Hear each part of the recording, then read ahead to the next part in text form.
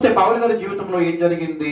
బాప్తిసం తీసుకున్నాడు. బాప్తిసం అనగా నూతన జీవితాన్ని ప్రారంభించాడు. నూతన జీవితాన్ని ఆరంభించకుండా ఇంకా ముందుకు వెళ్తే అదే వచనాన్ని చదివితే యేసే క్రీస్తుని అందరికీ ప్రకటించను అనే మాట రాయబడి ఉంటుంది. చూడండి అమ్మా, ఎంత రిఫరెన్స్ అది మర్చిపోయాను నేను. వెంటనే సమాజ మందిరములో యేసే దేవుని కుమారుడని ఆయనను గూర్చి ప్రకటించుచు వచ్చెను. హల్లెలూయా. యేసయ్యను చూసిన ఏమిటి ఆయన లోపల రెండు నూతనమైన కార్యక్రమాలు ఆరంభమయ్యాయి.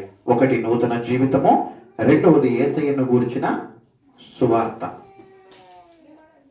మనము యేసయ్యను చూసిన వారమే అయితే మనలో నూతన జీవితము కనబడుతుందా? లేదా యేసయ్యను ప్రకటించేటువంటి వారిగా మనం ఉంటున్నామా?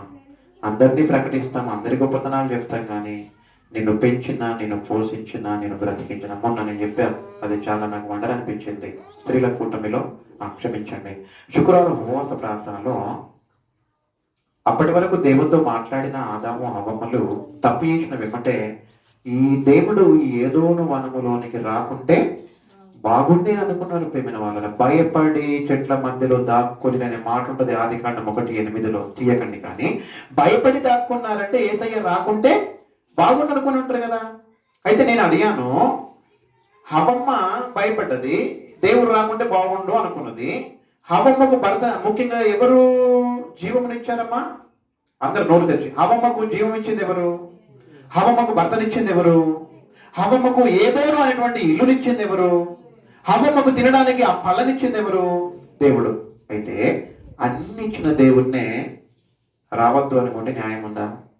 లేదు. అదెంత వాస్తవమో అపోస్తలుడైన పౌలు గారు యేసయ్యను చూచిన వెంబటే రెండు జరిగాయి. ఒకటి నూతన జీవితం అనేటువంటిది ఆరంభమైంది, రెండవది యేసయ్యను ప్రకటించేటువంటి కార్యక్రమము ఆరంభమైంది. ఆయన ఇచ్చిన జీవము, నీవు కట్టుకున్న బట్ట ఆయన ఇచ్చింది, నువ్వు తింటున్న ఆహారం ఆయన ఇచ్చింది, నువ్వు ఉంటున్న నివాసము ఆయన